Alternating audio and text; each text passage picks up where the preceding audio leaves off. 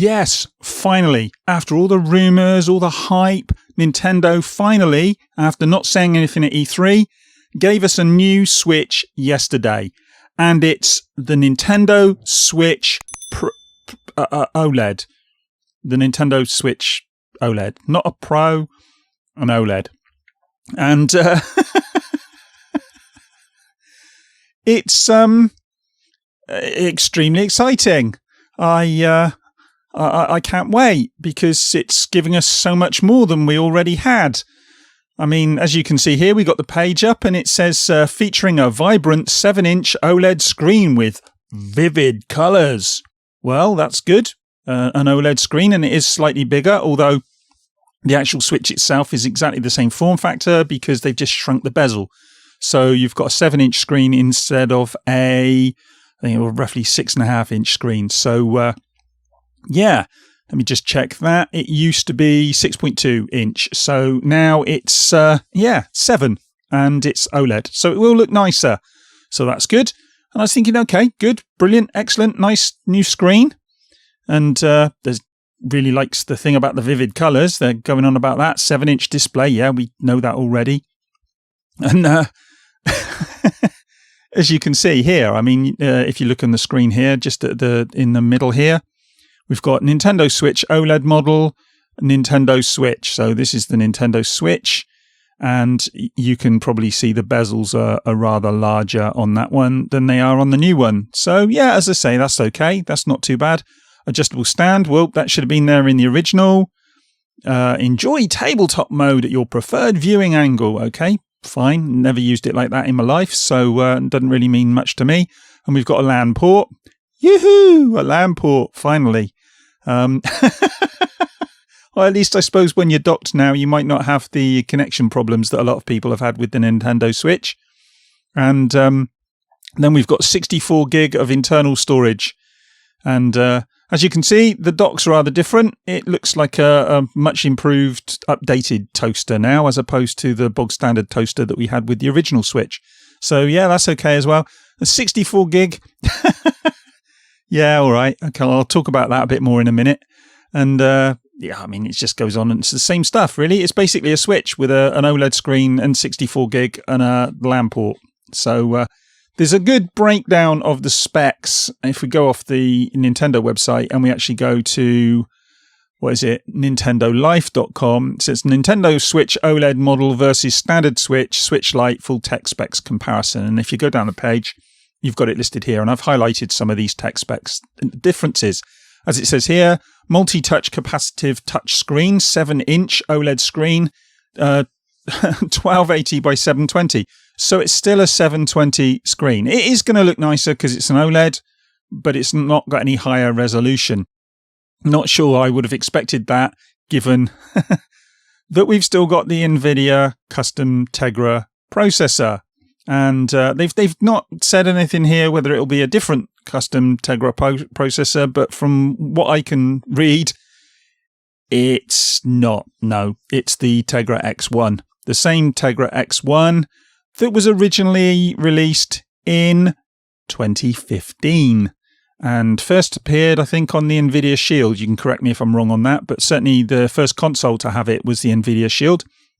And we got a slightly customized version in the Nintendo Switch.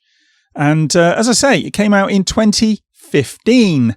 And I said at the time when the Nintendo Switch released, as I say, in 2017, that the CPU and GPU was already underpowered. And I stick by that. It is underpowered, and we can see it now. The fact that some games can't get on there, and the games that do get on there struggle quite often. Certainly have to have reduced frame rates or reduced graphics. And if you look at something like Breath of the Wild, hate to say it, it's quite an empty game. There's not a lot going on in it. There's not a lot going on at any given time because, well, the processor simply can't handle it. And that's going to be a problem moving forward. It was already a problem for the Switch with ports of third-party games. It's not going to get better. It's going to get worse. And so, for me, I don't understand this. Why would you release a new Switch with an OLED screen and not improve the CPU and GPU? Makes no sense. if you're docking your Switch, this new Switch with the OLED screen isn't going to give you anything that the current Switch doesn't. If you play your Switch primarily docked, you may as well stick with the current Switch. It's as simple as that. Just get yourself an SD card. It's a lot cheaper than buying a new Switch with 64 gig of internal storage rather than 32 gig of internal storage. I'll tell you what I think. I think they should have got a new processor because they need a new processor. It needs to be uprated. And I think they should have put an SSD in there. I mean, even if it was a 500 gig SSD, they could have got it in there. You can get tiny little ones now. They could have put that in there, an NVMe SSD in there, charged more money for the thing because this one's, I think it's $350. I don't know if you can find it on the page here, if it actually says. Basically it's $350. I think it's going to be £300. So I would have personally taken a 400 quid Switch with an uprated CPU, GPU, an SSD, 250, 500 gig SSD. 500 gig SSD would be lovely. Stick that in there. Apart from anything else, it'd be a lot faster than micro SD cards. So yeah, to me, that's a complete wasted opportunity. And for somebody like me, really, is there any point in getting the new one? I'm not sure that there is, and I'm not sure that there is for most people, really. I mean, look, if you're going to be buying a new Switch, say at Christmas, and you don't already own a Switch, then yeah, okay, get the new one. But for other people, for people who've already got Switches, why would you bother? I mean, let's be honest, this is me, and I'll probably get one just because I want to talk about it on my channel. And I'll do an unboxing and whatnot if I can get hold of one. But really, other than that, what's the point? I mean, for me, there is a use case in as much as I'd like to get a new Switch so I can take my current Switch, which was the one I got on release date, and mod it so I can play around with Homebrew and all that kind of stuff. Don't tell Nintendo. And then I'd have the new one and just keep that as a stock Switch. It's not about piracy. I just want to have a look and see what can be done with Homebrew and stuff like that. That interests me. See what ROMs you can get on there and all that kind of stuff. So that's something that interests me. But I haven't done it up until now because I've got my main Switch and I've got a Switch Lite, a couple of Switch Lites actually.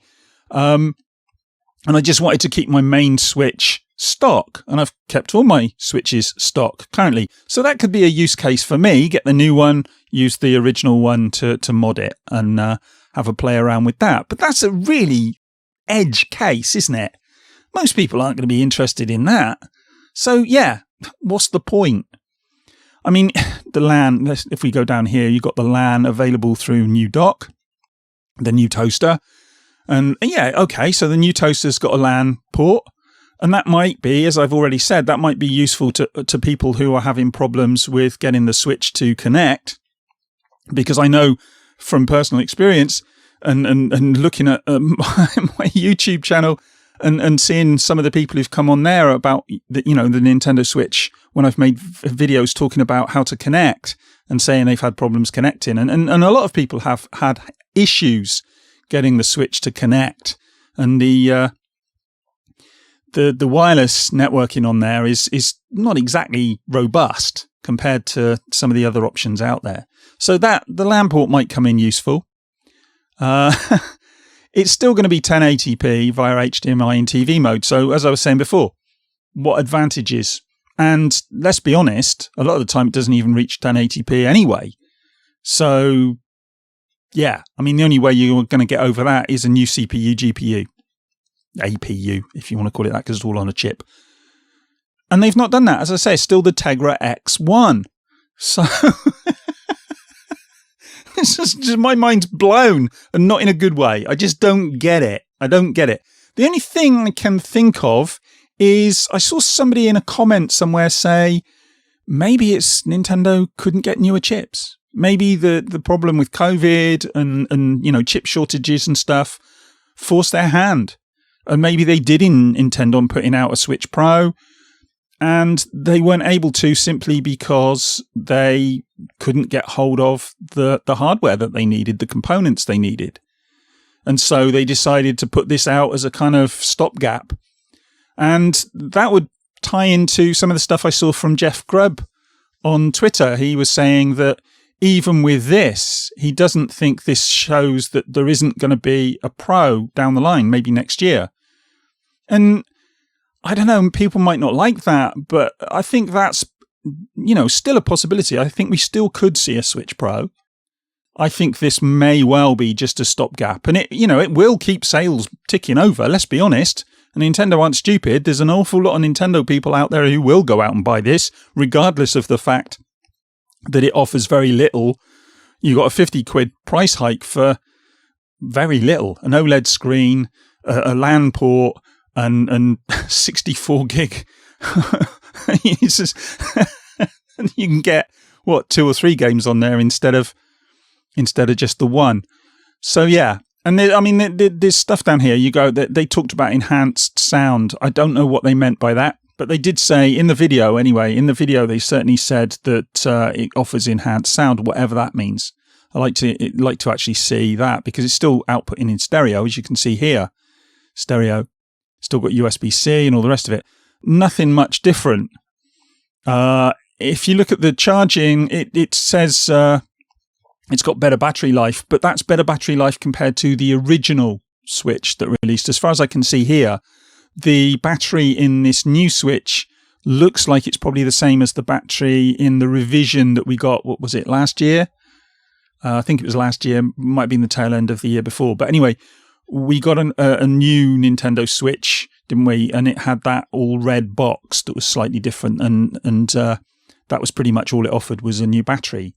And I think it's the same battery in this one. So if we look at the over here on the 4.5 to 9 hours with a full charge, and if you look at the original, it says 2.5 to 6.5 hours with a full charge. So as I say, yeah, that's in line with the uprated battery in the Switch that came out. As I say, I think it was last year. And so that's not much different. And then we go down to the dock. Like I say, it looks like a much more modern toaster than the old 1970s toaster we've got with the original Switch. So that might be a bit nicer, and that incorporates a LAN port. Still got 2 USB. If we look here, it's slightly lighter, 0.69 pounds versus 0.72 pounds. Still USB 2 as opposed to USB 3. So why I'm stuck in a couple of USB 3 ports on there, I don't know. Come on, Nintendo, it can't cost that much, surely. And then they talk about the wired LAN port. And that's it. That's it. There's nothing much to it. If you really like the colour scheme, then maybe get it. If you really like the fact that it's got an OLED screen, then maybe get it. But it's pretty underwhelming, isn't it? Let's be honest. I'm certainly underwhelmed. I certainly aren't jumping around like some of the YouTubers I saw. I'm so excited. Yeah, okay. I'm sorry, but yeah, I don't know. Maybe I'm getting a bit too old or something, but I just can't get excited by this. The tech in this is, well, like I say, it's 2015 tech. Tegra X1, and they haven't done anything new with it. So, as I say, a little bit underwhelmed, but it is what it is. I may pick one up. Let me know in the comments if you're going to pick one up. And if you are, why are you going to pick one up? Are you excited? Are you like me? Are you like, yeah, whatever. Do you think we will still see the Switch Pro? As I say, let me know all of that in the comments and give us a like and thumbs up and, all the usual nonsense. And I'm off to do my usual and get a cup of tea. And I'll speak to you in the next one. Bye. I'm so excited.